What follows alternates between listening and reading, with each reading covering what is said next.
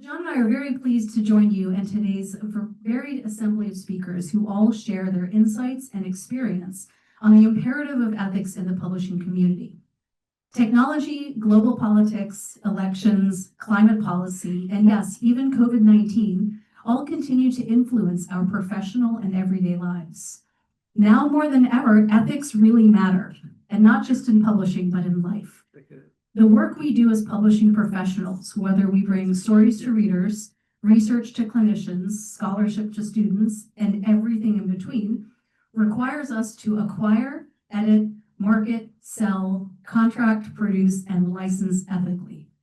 Our speakers today and tomorrow add clarity and reveal the many reasons and methods through which ethical publishing can and does matter. I'm very pleased to welcome our next speaker to lead us into the afternoon with our keynote presentation. Luisa Simpson is Executive Vice President for Global Policy with the Association of American Publishers, the National Trade Association of the American Book Publishing Industry. Louis, welcome. Thank you, Puja, and good afternoon, everyone. As Puja said, I'm Luisa Simpson. I'm with the Association of American Publishers, and it is my great pleasure to introduce our keynote speaker this afternoon, Christie Henry. Christie is the, as you know, director of Princeton University Press and is also the first woman to lead this prestigious press. When Christie was appointed as the director in 2017, she was described as bold and creative. And bringing that description to life under her leadership, Princeton University Press became the first university press to adopt or implement the Audible imprint, which I think is amazing for the university press. Christie has over 30 years of service in the university press community, and I, as an AAP staff member, have the privilege of working with and supporting Christie in her invaluable service to the boards of the Association of American Publishers and the International Publishers Association, where we address, of course, the collective issues of concern for the publishing industry. So please help me welcome Christie, Director of Princeton University Press. Thank you. Thank you, Louie. Thank you, Team Jess. Thank you, Puja. Thank you, John. And thanks to all of you for giving me a chance to share some ethical thinking with all of you and hoping it will forebrain it for all of us. I want to thank in particular a couple of Princeton University Press authors. That is David Miller and Susan Richardson. They are authors of the forthcoming The 5 Questions of Ethical Decisions, and they've granted me permission to adapt their forthcoming work to publishing. Yes, Anthropic permissions and licensing are possible, not to mention ethical. I think we'll start there. Okay, so let's start with what I like to think of as a few affirmations. Do I recognize some, depending on your mindset, may see these more as provocations. Soul still has a valuation. We're going to talk about how you not sell it in this business. Publishing has a valuation. I think you are all here and every indicator of that. Publishing has soul, and it has an ethical soul and it's a human soul, and may that always be the case. So let's position these affirmations in our current publishing moment.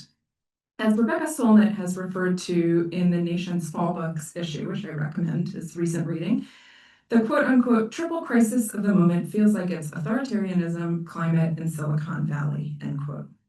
She also gives a great shout out to the power of the book, to independent bookstores, and to libraries. And here I'm going to take a moment just to do the same, reminding everybody in this room and on this Zoom call that it is Banned Books Week. We all have a role to play in this. Please make sure you set aside time this week.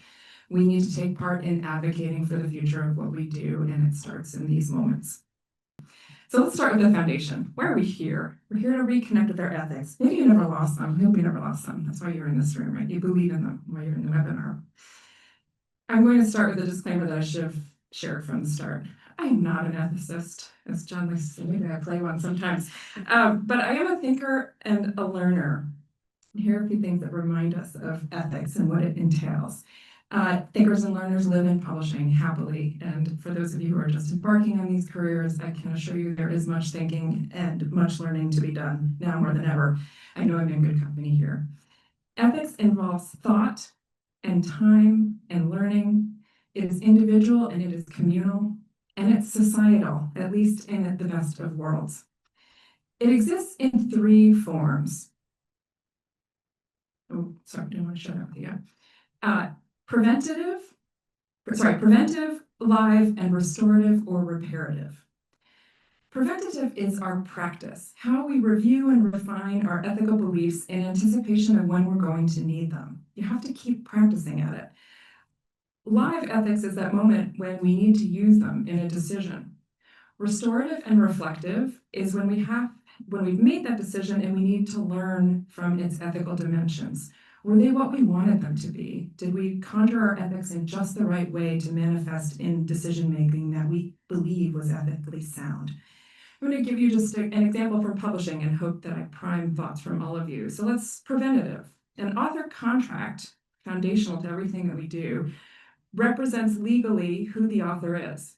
Let's say in real time, we learn that that author is not actually an author. Maybe AI has generated the manuscript that's turned in. We investigate, we cancel the contract. Confident we would, we haven't done so yet, but.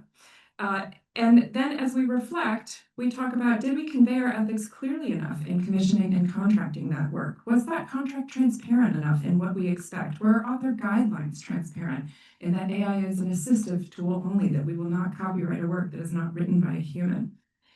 And in anticipation of more live events, like perhaps more AI submissions ahead, have we practiced enough in our guidelines in creating expectations that we can use to bring into those live decisions? If it's me reflecting, I'd say I need to learn a lot more about AI to avoid the dangers ahead. And perhaps you do too, though there's a lot of expertise on AI in this room, I know from the agenda. Generally, to be clear, ethics and morality tend to be used interchangeably, although a few different communities, academic, legal, religious, for example, will occasionally make a distinction, but for the purposes of today, I'm sort of merging them both. I'm happy to take that up further with anybody in footnotes after if you disagree. Okay, so in underscoring the need for time to practice preventative ethics, let's pause for a moment. I want each of you to think about how you define your own ethics. What does being ethical mean in your life right now? What would you like it to mean in your future self and life? What does it mean to your future publishing self? I don't pretend to have any universal answers, but my hope is that we were all forebrain ethics in our decision-making and ensure ethical decision-making is our core practice.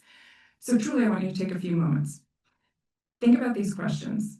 And because publishing enables us to bring our ethics into collaboration, take a moment to connect with the person next to you, share an ethical thought, and if you're online, ping somebody and share an ethical thought. Why not have a Slack or Zoom chat about ethics? Why does that not come to the fore more often? I won't encourage you towards social media. I'm not sure that's a place where we need more ethical surges. Maybe we do. I'm not sure it's the medium that accepts them in quite the same way. So I mean it. Take a few moments. Okay, no more ethical conversation, at least for the moment. We'll resume. Okay, so thank you. There's a lot of ethical energy in the room, and it all is showing that you're living an ethical life. I'm not here to tell you anything you are not already practicing every day. So as you reflected, perhaps without even knowing it, you were conjuring your sources of ethics. What are they? How many of you thought about the law? How many of you thought about, okay, yeah, let's raise hands. How many of you thought about the law? State or federal? Okay, just asking. The Constitution? UN Declaration of Human Rights? Okay, interesting. How about copyright? Oh, please. Okay. How about books? As ethical sources? Hooray. Your families? Right? Friends? Spiritual beliefs? Oh. Ethics is an awe-inspiring amalgam of all of these. At least it can be if you practice them and believe in them. I wanted to share that there was a study conducted by the Marist poll in 2024 that found that when asked, who's your source for moral guidance, respondents' top 5 sources were, and these are in descending order, family at 79%, the rule of law at 66%, friends at 65%, religious teachings at 63%, religious leader where they worshipped at 57%. The areas to fall below the 50% mark were well-known spiritual leader at 45%, boss or work colleague at 29%. We do make a difference. Political leaders, 16%. This was 2024. My find you. Depreciation. Favorite social media influencer, 12%. Might be on the rise. Oprah and favorite athlete were tied at 10%. Love the way we think. Okay. So another way to illuminate your ethical sources are these questions. What will you do and what will you not do? Let me give you a few examples from me of what to never do. I will never fail to advocate for my team. I will never fail to practice all freedoms of publishing. Tolerate abuse of any kind. Censor an author, censor a colleague. Fail to learn from the colleagues and the books that surround me every day. But what might you do to get ahead? Again, I'm just going to be self-reflective, trying to prime your own thoughts. Perhaps I have allowed an imbalance between family and professional responsibilities on occasion. I don't encourage it, but sometimes it's necessary. I have, yes, failed to answer my daughter's repeated texts during presentations, which is why she's completely silenced today. I have competed against a publishing friend for a book, and I still bring ethics to that table, honestly and always. So think about for yourselves, what guide you in these situations? Where are your lines in the sand? Where are your red lines? Where are your green lines? And think about them again. Make sure that this becomes sort of a daily meditation because we need them more than ever. And temptations are ways in which we look at things in a way that might have a short-term benefit, and we need to think more about the long-term costs of those and truly making ethical decisions. Oh yeah, just a little bit more emphasis. And PP's team colors are orange, in case you didn't notice by my sneakers and the font color that I'm using here. Okay, so the lenses. Much of decision making is done through lenses. Let's talk about these lenses, which if you're entering into publishing, you can be sure you're gonna be wearing lenses. Probably 3 times what you're wearing now, as I can see the room and see on my team. Okay, so the right lens asks, what do the rules say? This lens presupposes that certain actions are inherently either right or wrong based on rules, laws, or codes of various kinds. External codes, such as laws and regulations, or internal guides, such as a code of conduct or policies that your organization has created. This is the first stop in that decision-making and the first lens to put on. The second lens to sport is the good lens, which places less importance on the legality of an action in and of itself and more on its consequences or purpose. The good lens asks, what is the goal or aim of the action, and does it serve the greatest good for the greatest number? One of the beautiful things about publishing is we are here serving the greatest good. In all types of publishing, this is for a collective good. It's for the good of humanity. I don't think that's hyperbole. At a mission-driven publisher, this is often the space we are in, but we're not alone in that thinking. A decision does a good, and then what are the costs of doing that good? If we give more to a community, for example, or community causes than we can manage, does it challenge our publishing focus? There's not likely anything intrinsically bad or unethical about the decision. It's about weighing the dimensions of it. The good lens requires a certain moral calculus that we make. You're making judgment calls about which variables you weight as more important, as most important, and recognizing that not everyone will agree. For too long, for example, not everyone agreed that equity and belonging work was as central to publishing success as commissioning is. Thankfully, many organizations have determined to weight it as essential and core to everything that we do. Let's talk about the third lens, the fitting lens. So it asks, what is the appropriate thing to do in this situation? For guidance, the fitting lens looks to human virtues such as honesty, respect, courage, excellence, or integrity to determine what is fitting in light of societal and organizational culture and publishing culture. Other terms for this would include character ethics or virtue ethics, just to put that in context. Its central claim is that virtuous action focuses on the motivation and character behind someone's actions, instead of on the actions themselves. It believes virtuous actions can be taught and emulated, and the action is determined by the qualities of the person or agent in the situation, and that agent can be an organization. Would your ethical action be fitting or appropriate in the context you're in? In a publishing house, is it consistent or contrary to house values or ethics? Do you know what they are? Does it violate your personal ethics? Is it virtuous or does it compromise your own personal standards of integrity? And here we all have independent agency in this. Ideally, or wearing all three lenses and many more at all times, as if we're getting fitted by an optometrist. Once we get those lenses stacked, the world becomes clear, and so do our decisions. So what is your ethical publishing decision-making framework? Let's talk about, here we go. Adam Grant writes, quote, "Psychologists find that one of the hallmarks of an open mind is responding to confusion with curiosity and interest. A sound ethical decision, as well as an ethical error, is usually the result of a series of smaller choices and a constellation of factors. And a critical infrastructure to reduce the errors is a clear framework. Ideally, this helps us reduce our future regrets. It also ensures that we can get out of our own heads and hearts on occasion by providing an organizational decision-making structure, taking those three lenses to a more macro view. Having the structure also empowers all to question when decisions don't reflect that framework. When do things look out of alignment or are experienced as out of alignment?" Okay. So examples of these: codes of conduct, communications, and they're easier to spot these days. Many places are using websites and internal communication channels to make those values and codes clear. Missions and value statements, codes of conduct, statements on AI, statements on equity, inclusion, and belonging, publishing contracts, foundational resources. What do you signal as important? Is transparency part of your code of ethics and giving people access to information as a way of feeling and fielding a culture of belonging?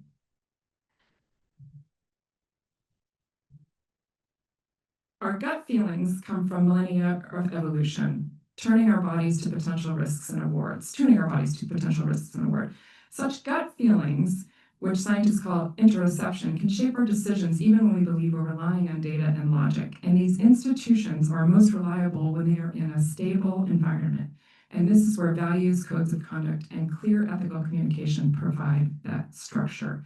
I wanted to give a shout out to John, who's just recently posted on the power of manifestos too, an incredibly useful tool for signaling and living ethics and values.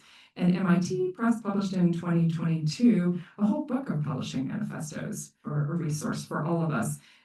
You'll be hearing tomorrow morning from Caroline and Melanie, too, who are part of a group that formed a Trust and Integrity Manifesto that John cites in his piece, and much more to be had there. So what is your publishing language for publishing ethics? And I think this is really important for those of you who are entering into publishing. How do you spot signs that a place is ethical? You have a lot of agency about which publishers you are going to work for. I know it doesn't feel that way at times. It feels like it's an inverse, but your agency is there. Ask the questions about the culture. Ask the questions about the organizational ethics. They need to be answered. It's incumbent upon us to answer them. But you can also spot some of these as you're visiting, as I just shared some of the examples from publishers' websites. I think the publishing contract, again, remains core to this. And publishing itself is how we signal what some of those organizational ethics are. So these are just some examples of how we put forward collections that talk about the publishing for the world that we want to live in, centering human creativity and agency. And these are examples from Princeton's website, but these can be found in a host of other publishers who are signaling what their ethics are by their publishing. To be clear, this doesn't mean that you will always agree with everything you publish. One shouldn't really. If you're publishing, it's about curiosity and learning. It's not about consensus behind every book.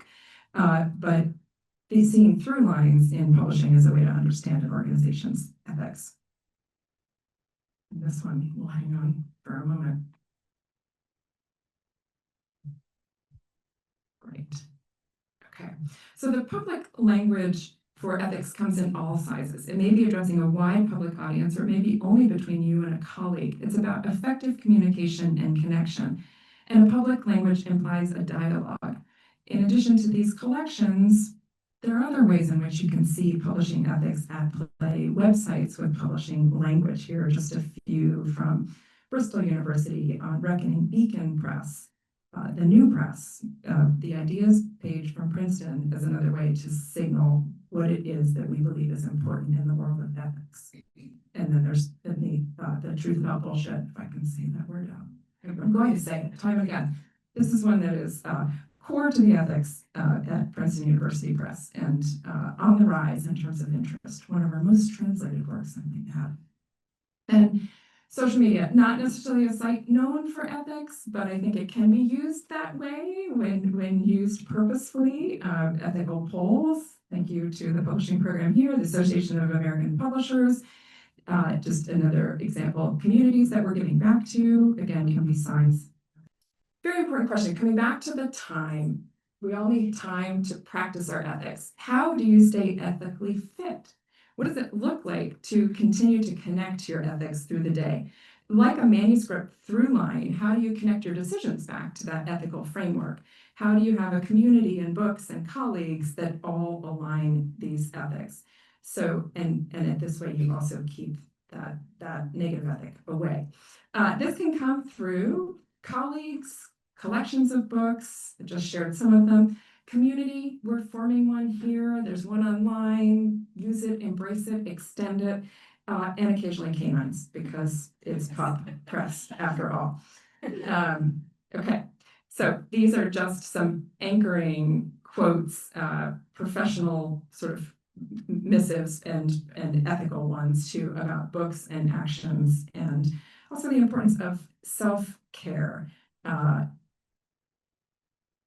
Here we go. So I wanted to share just a couple on my own collection. So if you think about, let's start with books. So we're gonna talk about collections. And if your readers, I'm assuming, I have to just trust that, read, advocate for it. If we're going to be creating books and journals, we need to read them too actively, and that's also good for the brain.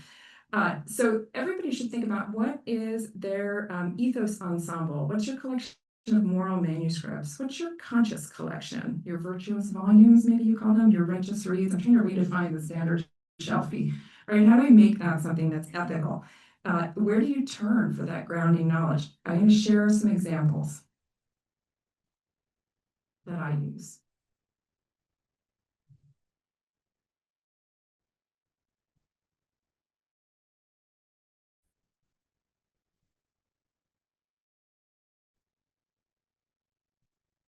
And then always in those collections, think about, what are your reverse mentors? Where do you think about books that teach you where ethics perhaps were not used in the way that they ought to have been? And then it always comes back to this. And the power of critical thinking and analytic thinking. Connections to colleagues and wellness, critically important. Some other examples of how people come together and how you can look for organizations that are practicing their ethics. What do they do? Do they take time for each other? Do they take time together and away from online and Zooms? We do, because it's a way that we keep our ethical fitness. We need the rest to be thinking wisely and thinking strategically. We do occasionally compete in every ethical way, from softball games to game nights and to painting parties. Yes, there's competition in painting, but also tons of creativity. How do we listen? I think becoming ethically fit means listening. In addition to reading, it's listening and reading and listening together. Thinking about poetry slams, having authors come to speak, and embracing all the opportunities that we have to learn from each other and learn from what we're publishing.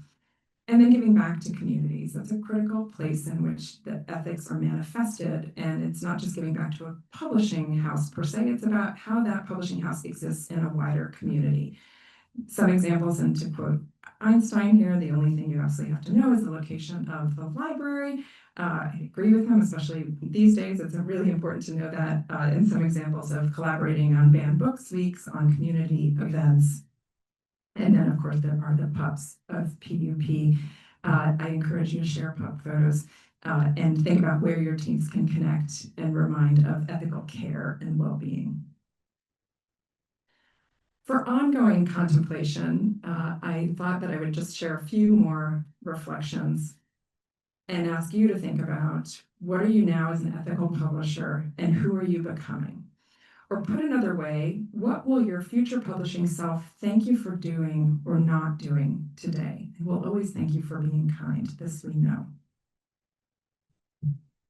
And In closing, just a couple more gratitudes and a little soul preservation. So what's on my mind? Everyday defiance, reading is political. Thanks and cheers to you all, and thank you for practicing and creating space for ethics. So that's it. Thank you so much. So we have time for questions. We've got a question here in the room. Thanks. I'm curious not so much about the ethical outlook, but more about, I suppose, how has your thoughts about what kinds of books and what kinds of stories to foreground changed in the last 5 years? How have you made that determination? Yeah, it's a great question. And I think the publication programs, coming back to that slide about publish the world that we want to live in, that's been a fundamental guiding principle of what we're commissioning. It's hard with publishing because for books in particular, we're commissioning now for books that are going to publish 5 years from now if our authors are timely, right? And perhaps 10, 20 years. This last year, we won a Pulitzer for a book that was 23 years late. It's a really important book. It's also a little bit over length. It's a lesson of patience, but I think it is coming together to try to directionally point to where we believe will be resilient and relevant. And in the last 5 to 10 years, I think so much of that has changed around what do people want to learn, how do they want to spend their time, equity and inclusion, thinking about a greater diversity of readers and authors has been critical to us as in forging a path to resilience. It was not always that way in the history of Princeton University Press, so that's been a core change for us. Areas like climate change, we've just been very grateful to acquire another mission-driven publisher, Island Press, and part of what is so immensely appealing about that is their focus on environment, the human and natural world, and how we sustain it. So we do try to have our publishing speak to what we believe matters in terms of citizens and the civic good that we're here to create and generate and support. But it should be always changing, right? The world changes around us. We just can't always portend what will align with the world in any moment. Could I have predicted what was happening in this moment? No, not myself. And I would have been publishing much more on freedoms in this moment if I had known this a couple of years ago, to give people the equipment to make decisions and to navigate the world. Does anybody else have an answer for that they'd like to share if they've figured out how to do it? Hi, Simon Holt from Elsevier. Just thinking about this whole idea of ethical publishing, what do you do in situations where the ethically right thing for one party is not perhaps the ethically right thing to do for another? And so, for example, I'll give you an example from my working life. So I run content accessibility efforts for Elsevier, thinking about how to make books, journals, audio, and video accessible for people with disabilities. Mm-hmm. And one thing that we've thought about doing quite a lot is thinking about how our favorite thing, AI, might be able to help make content available in different ways for readers. And that would obviously be ethically right for readers because it would mean content that wouldn't be available is now suddenly available. But that sometimes would mean either publishing content in ways, especially for backlist content, in ways that authors haven't given permission for, or authors might not like, or authors might not even approve on, which is obviously not ethically right for them.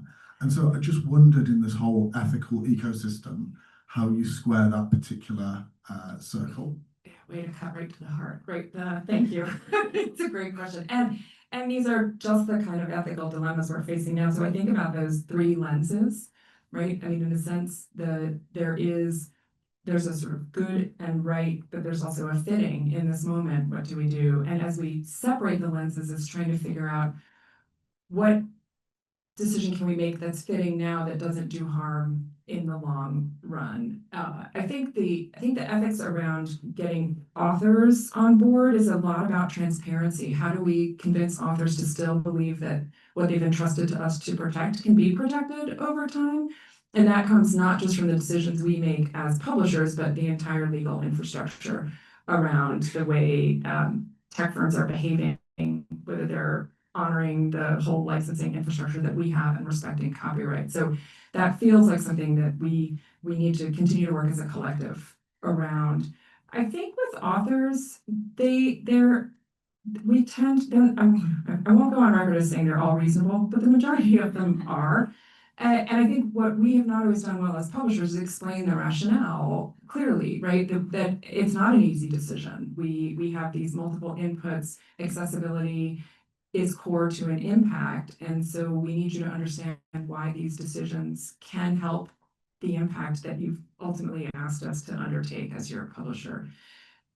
It is, there are a lot of naughty KNOTTY decisions that we have in publishing. I think they feel even more so now, but I think having that transparency to be able to explain to authors the importance of a decision to get their buy-in feels ethically right. I am concerned about a number of decisions being made where there is not transparency with authors and decisions being made under NDAs that are not available to authors, and that doesn't feel the right direction in terms of sort of ethical openness.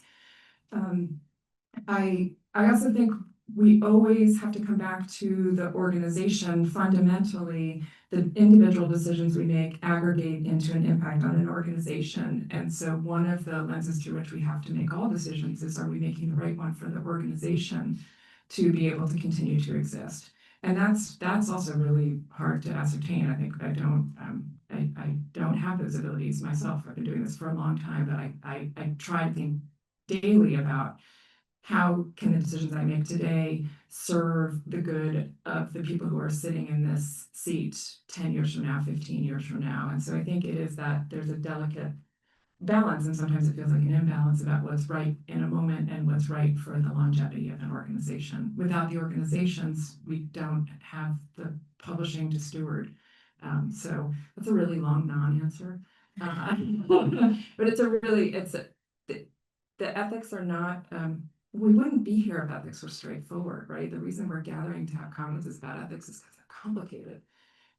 But I think if you, as an organization, define your pillars and share them transparently, that is most important. I feel like constitutionally, if you can get those aligned, the decision making, as hard as it is, and hard as it will be for some people to hear it, it has a better chance of getting off the ground when there is alignment. Anybody else would like to share how they do it? This is a conversation. We did have a question come in online from Sarah. She wants to know what you think about conflicts between one's own personal ethical convictions versus one's institution. So as an example, some publishers encourage employees to make frequent use of AI tools, including LLMs, but some employees personally might not want to use those tools or find them unethical due to environmental concerns, IP concerns, and so on. Yeah, that's a great question, and actually one that I've experienced directly. And this is where I want to come back to the fact that with understanding all of the challenges and responsibilities everybody faces, there is individual agency in determining the companies that you work for. And I don't say that lightly. I know it's the job market is not such that it's easy to move from company to the next, but as you're entering a company, if you haven't done that yet, ask all of the questions. I've been really pleased with the number of interviews in the last few years that say, what's the culture like? What are your values? Point us to something that demonstrates that. So that's a sort of an aside, but coming back to the key question is about the organization will continue to need to do what it has to do for its own resilience and sustainability. If you disagree and don't want to use AI tools and your organization has committed to it, I think the first stop is to talk to your supervisor about, can you do your job effectively? Can you manage your job responsibilities without using these tools? And that should become a conversation, ideally. It feels a strange world to impose them, though they're going to be centralized systems that we're using and we may not even know it for AI. So I think that's also something to be aware of. But I also hope that you have forums at your organization, open forums and discussions about what are the pros and cons when you think about the ethical decisions made. Can you line them up into the will never do, might do for the sake of something, and figure out if the costs and benefits line up? There will occasionally be a disconnect between personal beliefs and organizational actions. Every book we publish is not a book that every staff member agrees with. we've published books that I disagree with vehemently, but it's our role to publish them. And so I think ultimately you have to decide if you're committing to that organization, that it is your responsibility to contribute to the organization. And that may mean some decisions that don't align fully with your personal ethics, which is a hard space to work in. I hope most of you will be able to find space where those two align. In an ideal world, it would always align, but we don't live in an ideal world, that I recognize. But I think you have more chances in publishing to align them than you do in many other industries. Sorry, I don't mean to take two bites of the apple. but- Never apologize for questions. Curiosity. I'm thinking again, just to sort of follow up on what I was talking about, sort of maybe projecting 5 or 10 years into the future. What do you see as sort of the threats to sustainability of university presses and maybe paths to sustainability? I'm thinking of sort of like presses or university presses that don't have, say, the resources of PUP. I recall the sort of consortium of presses like University Press of New England that kind of was in. Existed and then sort of went out of business. So I'm curious about your thoughts on that. Absolutely. I think collaboration is going to be central. It is already. I mean, speaking about the world of university presses, it works as a great community and collaborates. There are shared services. Longwood, for example, provides services across publishers. It's a community that is steeped in collaboration and I think very much grounded in it. We do compete for books actively, but otherwise we do share where we can because we know it's a matter of survival and resilience. There's so many. I don't want to take this entire time. I could go on for far too long about the concerns that are unique to the higher education environment right now, but I know a lot of you are living through that probably in some way or the other. Reduction in grants, how will that affect the books and journal articles that we're getting? Probably it'll affect the journal articles faster than it will the books, but that's a kind of core challenge to who we are. The lack of trust in expertise, the rise of ignorance, these are all foundational challenges. I think it's just why we're here. It's just this moment to show that we can make people, not make, I won't use that word. We have every chance to have people understand what's at stake with what happens in higher education, the research, the scientific understanding that takes place in those environments. And I think university press publishers are that bridge between what happens there and what happens in the rest of the world. I think about what we do lights up not just the buildings on campus, but the whole surrounding community. And we need to really focus on that, but we'll have to do it continued collaboratively. And there are already some small presses that are in serious trouble as funding lines from universities change. There is, if I can give a plug, so we are affiliated with Princeton University. We're an independent university press. We've got this unique species of organization.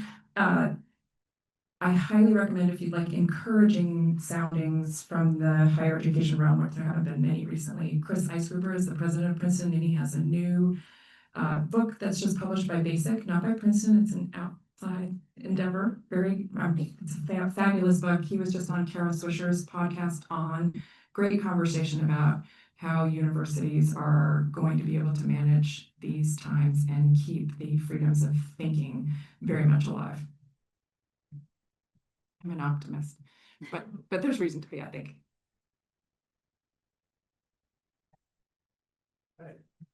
Okay, thank you all.